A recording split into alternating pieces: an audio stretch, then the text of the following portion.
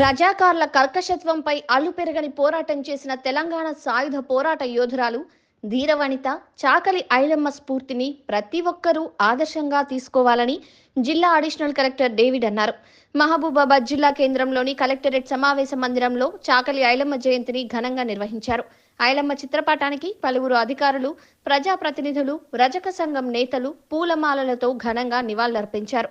ఈ సందర్భంగా డేవిడ్ మాట్లాడుతూ ఐలమ్మ వీర చరిత్ర మరవలేనిదని కొనియాడారు. ప్రతి ఒక్కరూ తమ ఓటు హక్కును ప్రలోభాలకు గురి కాకుండా మంచి నేతను ఎన్నుకోవడం ద్వారా సమస్యలను పరిష్కరించుకోవచ్చు అన్నారు.